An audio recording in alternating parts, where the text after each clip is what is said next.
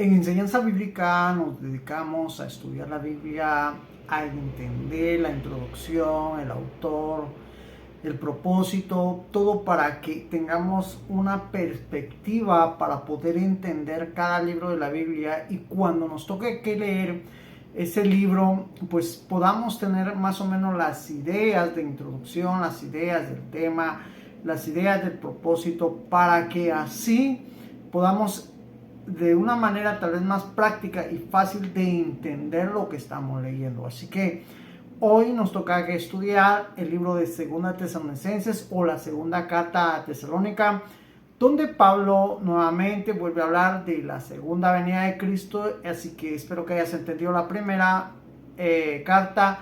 Ahora veremos la segunda, y de igual manera te pueda ayudar a entender la segunda venida de Cristo, que es tan importante que la iglesia entienda, para que así estemos preparados para ese gran día que para nosotros, para los que estemos preparados, será glorioso, maravilloso, será el mejor día de nuestra vida. Bueno, si aún estamos vivos en ese día.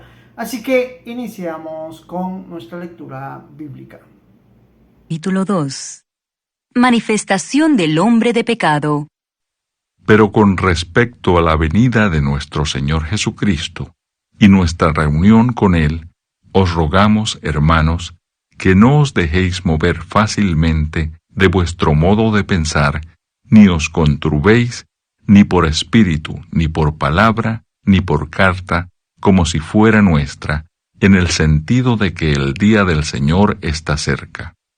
Nadie os engañe en ninguna manera, porque no vendrá sin que antes venga la apostasía y se manifieste el hombre de pecado, el hijo de perdición, el cual se opone y se levanta contra todo lo que se llama Dios o es objeto de culto, tanto que se sienta en el templo de Dios como Dios, haciéndose pasar por Dios. ¿No os acordáis que cuando yo estaba todavía con vosotros os decía esto?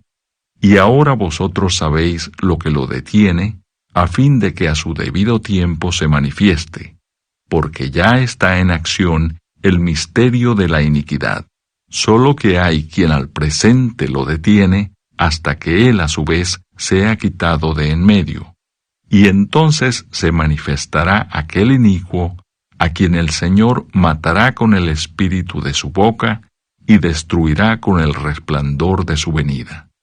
Inicuo cuyo advenimiento es por obra de Satanás, con gran poder y señales y prodigios mentirosos, y con todo engaño de iniquidad para los que se pierden, por cuanto no recibieron el amor de la verdad para ser salvos. Por esto Dios les envía un poder engañoso para que crean la mentira, a fin de que sean condenados todos los que no creyeron a la verdad, sino que se complacieron en la injusticia.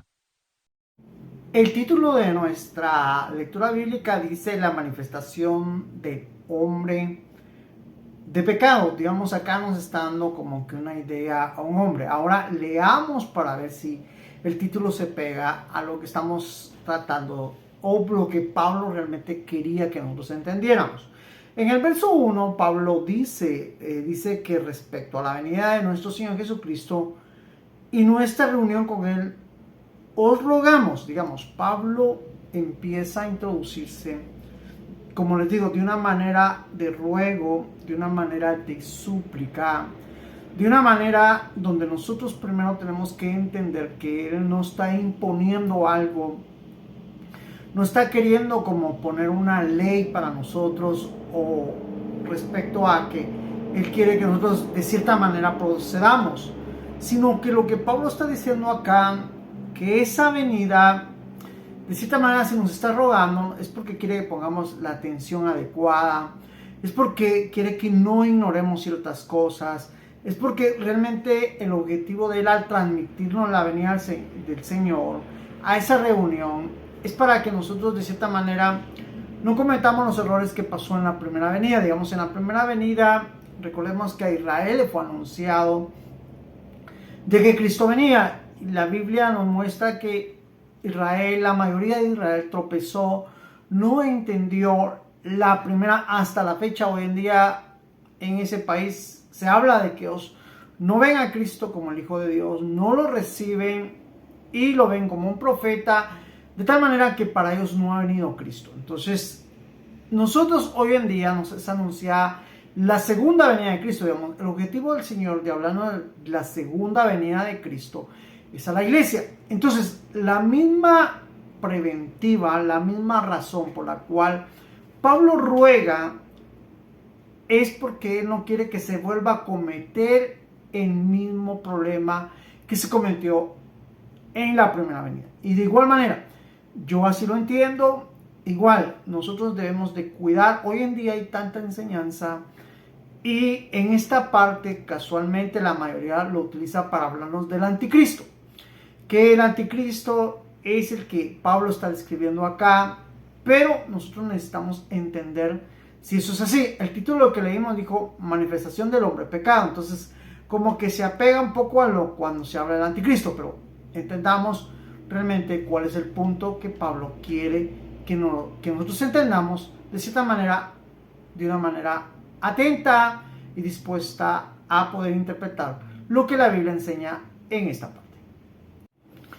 En el verso 2, Pablo dice que no os movamos fácilmente de nuestro modo de pensar.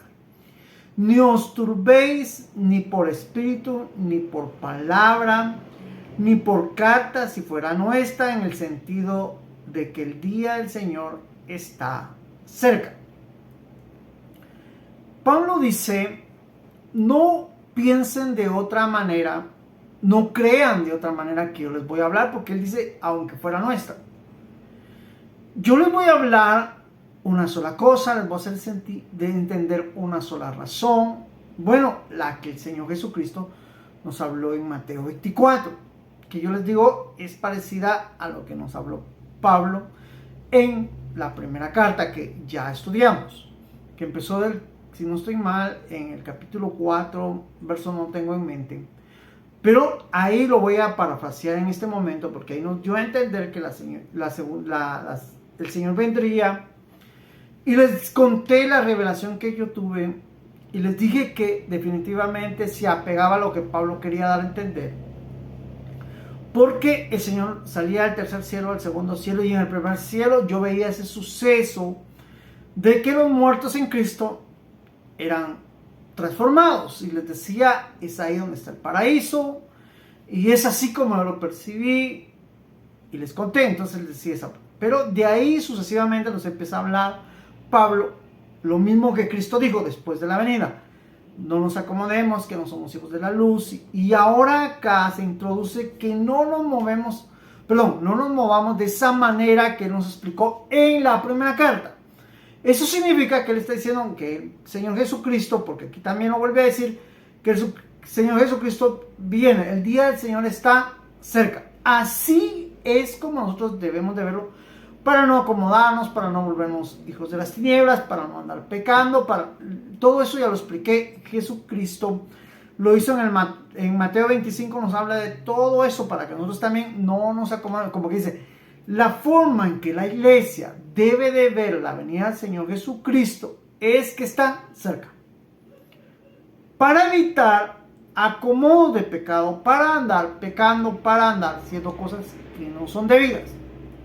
Ya sea, les dije, que el Señor Jesucristo venga o que la muerte física no suceda. Entonces, eso también, lógicamente, si nos toma en pecado, eso nos expone a no estar con el Señor ese día. Entonces, tenemos que ver de la manera en que la Biblia quiere que veamos nosotros la venida de Jesucristo. Así es como nosotros la debemos ver.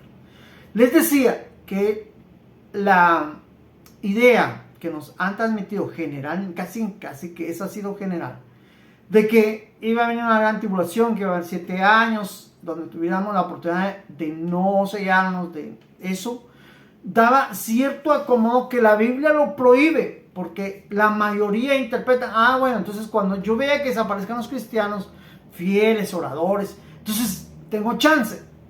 Pero acá la Biblia me está diciendo, según hemos leído, que no tengo chance, que será como un ladrón, digamos, un ladrón jamás me va a avisar. Entonces, es sorpresiva. Entonces, por ello es que Pablo al cerrar dice, en el sentido que el día del Señor está cerca. Así es como ustedes deben de ver la venida del Señor Jesucristo. Y si se dan cuenta, desde que Pablo lo dijo, estamos aproximadamente hablando, estamos en el 2026, estamos hablando casi como de 996, 97 años que lo dijo. Entonces, ya pasaron 1997 años que Pablo lo dijo. Es un aproximado. Y no ha venido. Y él así lo dejó visto, y hoy en día nosotros podemos, bueno, ya pasó, nos podemos acomodar. No, nosotros de igual manera podemos decir, está cerca. Porque la Biblia lo demanda y lo pone que está cerca. Entonces, cerca de cierta manera. Tal vez no en el evento que lo describe, pero puede estar cerca en la muerte física para nosotros. Y de tal manera no nos puede sorprender ese día, porque dice Pablo, no somos hijos de las tinieblas. No lo somos hijos de luz. Por ello nosotros debemos de cuidar lo que hoy en día nos ha dado el Señor. Verso 3 dice, nadie os engañe en ninguna manera. Primero nos dice lo que el Señor Jesucristo nos dijo. Porque no vendrá sin que antes venga la apostasía y se manifieste el hombre de pecado, el hijo de perdición. El título decía que la manifestación del hombre de pecado. Como que tiene algo que ver en esta parte. Pero lo vamos a tratar de interpretar como lo estamos leyendo. Entonces Pablo primero dice que nadie os engañe. Eso significa, acuérdense que el Señor Jesucristo nos habló.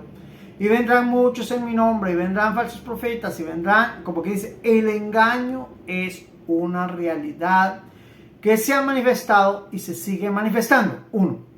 2, dice Pablo, que nadie os engañe.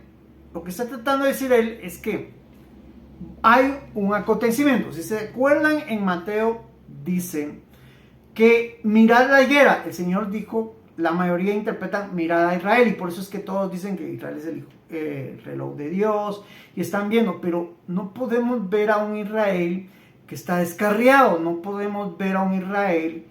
Si la interpretación fuese Israel, sería la iglesia, que es Israel espiritual.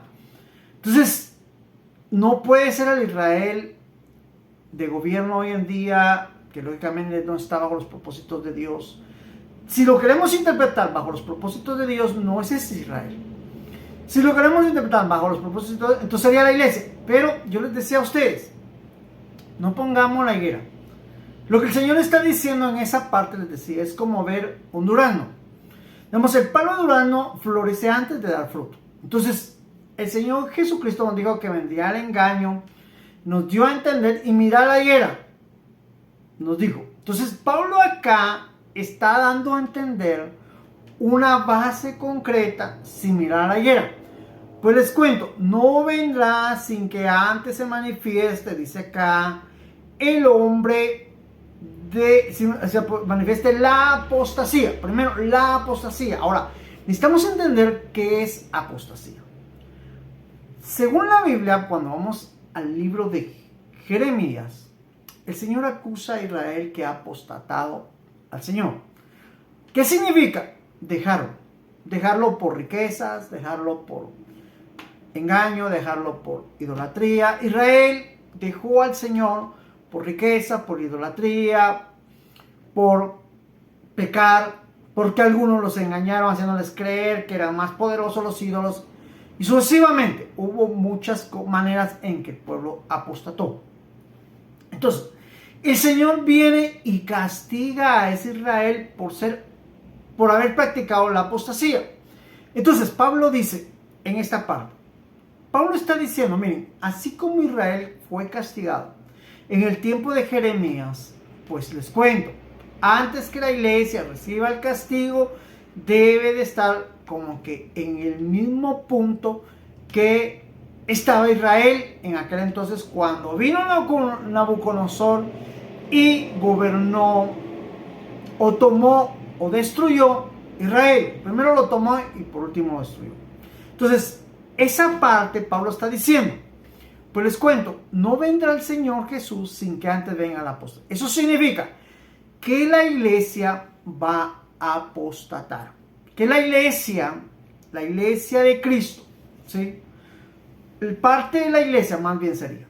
Parte porque hay una iglesia de Cristo. Esta la sustenta el Señor. Son personas que definitivamente tienen la capacidad, están conectadas con el Espíritu. Pero la iglesia en sí, hay personas que están ahí porque realmente no entienden ni por qué están ahí. Espero que tú no seas así. Necesitas comprender lo que realmente significa ser parte de la iglesia, el cuerpo de Cristo. Pero la mayoría de iglesias que no entienden por qué están acá van a cometer la apostasía. Van a ser engañados, van a estar buscando a Dios por riqueza, van a estar buscando a Dios por un milagro, van a estar buscando a Dios por una profecía, van a estar buscando a Dios porque el hermano predica muy bonito, porque aquel sí me dice la verdad, porque él me gusta como predica, porque él canta muy bonito. Toda esa iglesia va a apostatar. De tal manera que dice que cuando ellos apostaten, se manifestará el hombre de pecado, el hijo de perdición. Significa que dentro de estas personas se va a manifestar, yo le llamo así, un sistema. Hoy no lo interpreto como un hombre, no. Le llamo un sistema satánico. Les digo porque ese sistema satánico ya me atacó a mí. Satanás viene y cuando el Señor me empezó a utilizar en sanidades, en milagros, en predicaciones, Satanás se acerca a mí y me dice, ¿ya viste cómo te ve la gente? Y sí, créanme que hubo un tiempo que yo entraba a las casas y las personas así como que, el siervo de Dios. Y me decía, ¿qué mensaje me trae Dios? Y yo le decía, no tengo ningún, no, es que yo siento que usted trae un mensaje de Dios. Y él decía, no tengo ningún mensaje. No, hermano, es que usted me tiene que dar un mensaje.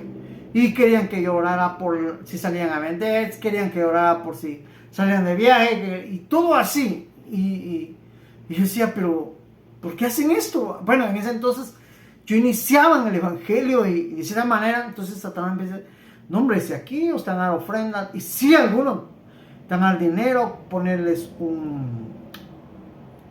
una ofrenda simbólica, unos 500 por predicar y me empieza, mira, sos poderoso, poner las manos, sana, mira, y sucesivamente. Entonces, cuando uno está apostatando, cambiando a Dios, es presa fácil para que Satanás lo pervierta, le haga sentir lo que él sintió contra Dios. Porque apostasía es alejarse de Dios y llegar a sentir el hombre de pecado. Es otra forma que Satanás quiere que nosotros nos volvamos en contra de Dios. Créame, cuando él me estaba haciendo esto, yo sentía como que quería que yo me sintiera como Dios, semejante. Por eso es que lo estoy hablando de una manera fácil, porque a mí ya me pasó. Satanás ya intentó hacer esto conmigo. Entonces, estoy hablando de esto porque dice que se manifestará el hombre de pecado. No se centra definitivamente, no se puede interpretar con hombre. ¿Por qué? Porque miren, la mayoría lo ha interpretado que es un anticristo que va a gobernar el mundo. Entendamos, el anticristo ya gobierna el mundo. ¿Y quién es él? Satanás. Él está en contra de Cristo. Anticristo significa estar en contra de Cristo.